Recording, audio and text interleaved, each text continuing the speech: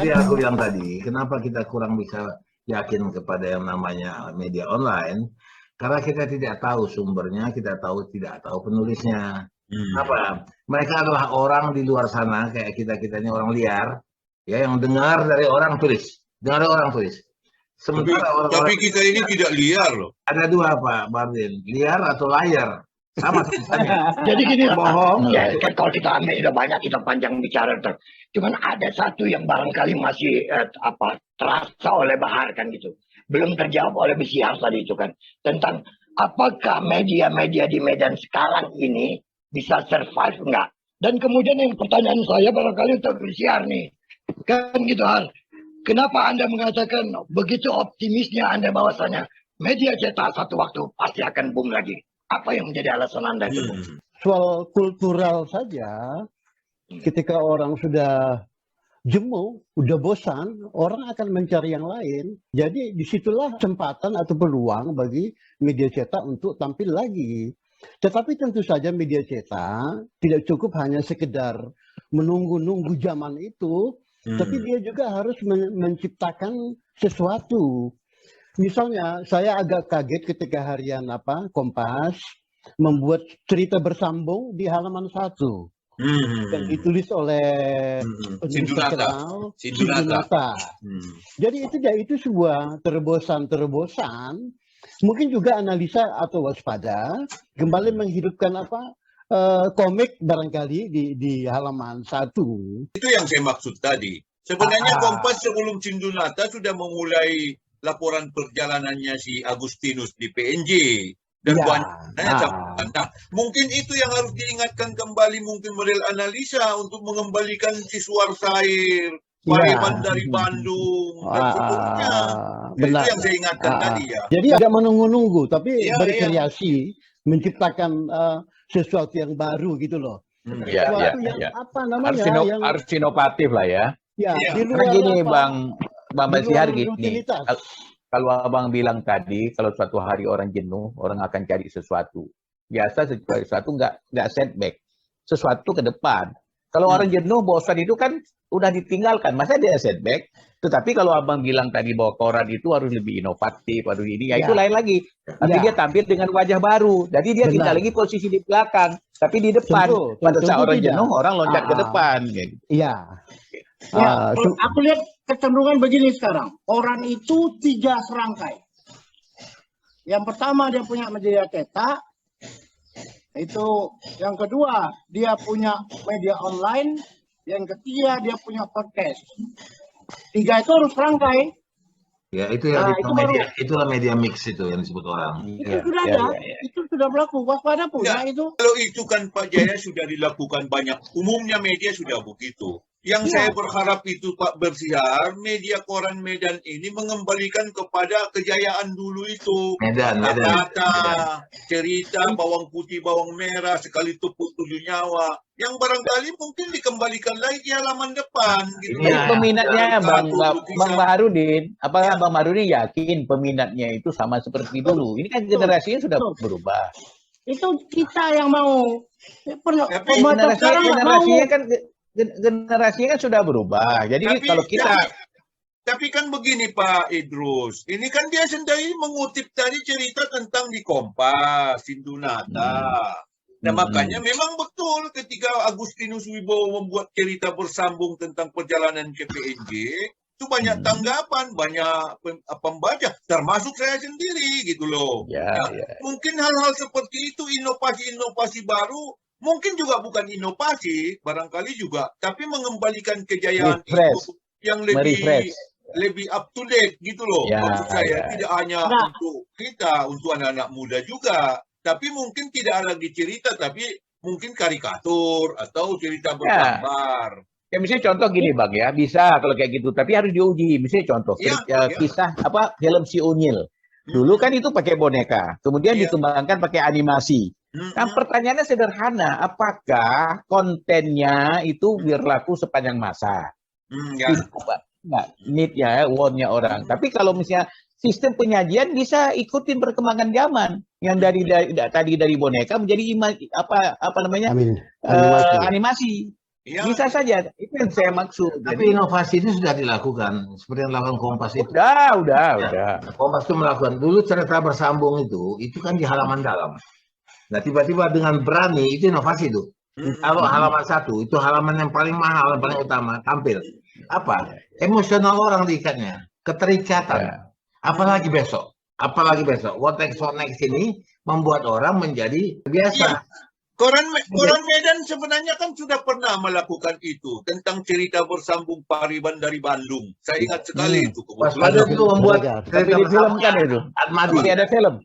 Atmadi juga membuat Bukan, cerita bersambung. Saya masih ingat dulu itu. Kebetulan teman Siapa saya yang- dari Harahap dari Bandung yang membuat cerita bersambung itu. Di Koran Medan.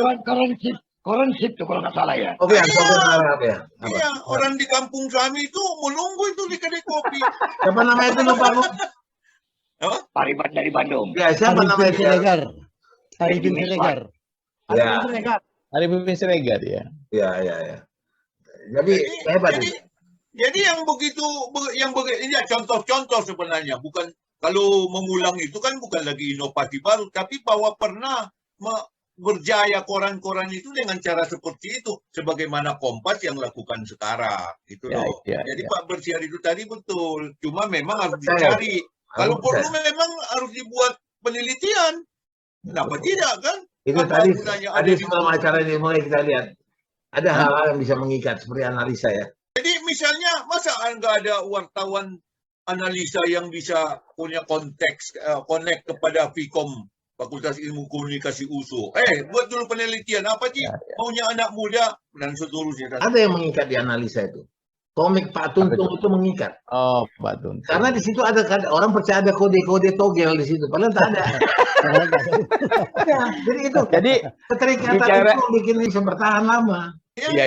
Ya, jadi gini ya, di dalam untuk mencapai survival itu ada ilmu tuh, ilmu apa namanya yang namanya competitiveness ya. Jadi intinya gini, kita berkompetisi juga dengan substitusi. Jadi ada barang pengganti lah kalau istilahnya sekarang. Ya, media cetak udah diganti dengan online, kan nggak semua tergantikan sebenarnya. Ada juga orang yang masih terikat dengan media cetak. Jadi kalau menurut pandangan aku, kalau udah tergantikan dan lebih fleksibel orang pindah kepada yang tergantikan, jangan itu ngotot untuk dipertahankan, diangkat sesuatu yang belum tergantikan. Misalnya kayak tadi kan ditaruh di halaman 1, itu belum tergantikan. Ambil, walaupun dulu mungkin ratingnya paling rendah. Tapi itu kan bisa dikembangkan menjadi sesuatu yang lebih indah karena orang tidak melirik itu. Itu dalam strategi kompetitif begitu. Jadi kita bisa survive gitu loh. Jadi cerita, apakah saya mengatakan apakah masih mau orang dengan cerita-cerita komik? Tapi aku nggak tahu. Aku masih percaya. Kenapa emosional kita itu ya waktu kita melihat komik Menak Jingga yang dilukis oleh Jamnuddin. Jamnuddin. Kita lihat dulu bagaimana heroiknya seorang wanita pelaut bernama Kapten Yani. Kita ikuti itu. Dia kemana-mana. Bagaimana dia ketemu dengan Profesor Tohoro. Kita yang masih ingat namanya sampai sekarang. Ya, bahkan kalau kita lihat dulu, Mala si anak rimba, itu Tarzan. Hilang itu yang namanya Tarzan yang dari luar. Luar biasa. Si buta dari gua hantu sampai sekarang orang masih ingat. Ganes TH. Aku lebih sure Panglima Nayan. Nah, dia sampai ada rambutnya yang jeglak itu Panglima Nayan. Dan dia harus mendapatkan perempuan cantik yang rambutnya 7 semua bang ya. 7 hala, 7 senti, 7 sampai harus 7. Kan di akhir hayatnya begitu dia ketemu lagi perempuan itu. Kalau aku dia mati. Itu kutukan. Jadi apa namanya? Barangkali apa kontennya disesuaikan dengan apa selera anak-anak muda. Betul. Misalnya tentang seorang geng motor yang budiman, misalnya gitu loh. Atau tentang apalah, tentang anak-anak muda yang kita jarak jauh. Jadi yang berkenaan dengan dunia kekinian, dunia kaum milenial. Jadi komiknya itu udah bertema kontemporer gitu loh. Itu dia. Preman yang budiman. Jadi kalau geng motor yang selama ini ada image-nya serem, Dimasukkan unsur edukasinya, ternyata Iya. tidak semua kan. Geng motor bisa manusia, kira-kira gitu. Nggak boleh. Rasa ya, begitu tuanya kita ya membicarakan ini ya. Nggak, ada begini. Nah, Ada menariknya tarik menarik karena ada usia ini kan, rentan usia ini kan bisa kadang-kadang terbawa kita yang masih merasa dunia ini masih dunia kita zaman dulu kan, itu yang jadi problem. Tapi kita tahu lah baru dia kan sekarang aktif sekali menulis, mengekspresikan perasaannya lewat tulisan, lewat buku. Itu pasti dia akan menjiwai daripada menuliskannya di Facebook. Facebooknya panjang, Facebooknya banyak yang bagus-bagus. Tapi karena tidak dalam bentuk buku, mungkin kurang terasa ada rohnya. Ini bicara roh ya. Bicara roh itu kan kita bisa ngelihat. Nah, aku satu lagi yang kulihat, kelemahannya beberapa ini. Aku punya buku dari tahun 62, 64. Barangkali kalian pernah baca ini. 64 ini. 64. Ya. Ini buku. Di film mana ini? Revolt on Paradise. Itu tantri. Bisa damai. Ini sudah sobek-sobek. Ya. Nah, tapi ini masih sangat berharga buku ini bagi aku. Masih ketaruh di rak utama. Nah ini kalau kita baca di Google belum tentu ada. Full. Tebal begini. Kertasnya pun sudah kuning. Oh, ada gambarnya di sini. Sampul utamanya. Ya. Itu masih tantri. Nah, Itu tantri. setiap bacanya teringat aku kisah. Tokohnya namanya Si Pinto. Nah, itu dan luar biasa. Nah, jadi buku itu memang ada keterikatan. Tidak semua orang juga. Ya mungkin ini subjektif lah ya. Subjektif orang karena ada yang lebih suka. Anak sekarang dikasih buku nggak mau. Nah, itu sesuai dengan zamannya. Aku lihat. Tapi saya ingin menanggapi Pak Ishari itu. Saya teringat nih buku Tuan Kurau.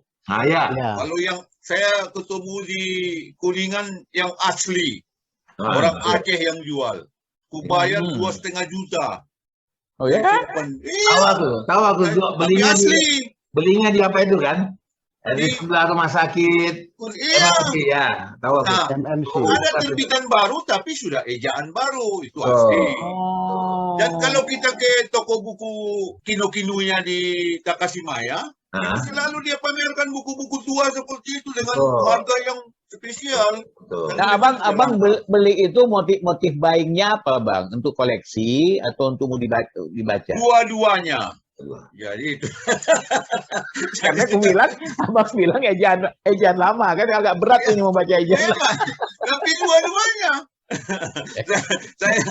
saya ingat karena cerita dia ketut tantri tadi. Nah itu jawab pertanyaan Idrus. Ini untuk baca. Pramudia, sudah baca. Tapi ketika keluar yang baru, aku beli juga. Oh gitu ya. Iya. Kalau ini kepentingannya adalah kepentingan koleksi. Ini dulu bukan baca. Ini dulu ingat Bang Halis. Waktu membacanya aku ini sembunyi kita membacanya ini. Nggak berani kita baca. Iya, dilarang ini. Iya. Tapi Pak Ishari, kalau diadakan survei dari 1 juta orang cuma kita berdua yang mau begitu. Bersiar mau. Saya katakan Pak Dirsihar kalau mau clear tadi itu tentang perwajahan, tentang materi, buat penelitian kecil-kecilan aja, gandeng mahasiswa fisip kan. Iya.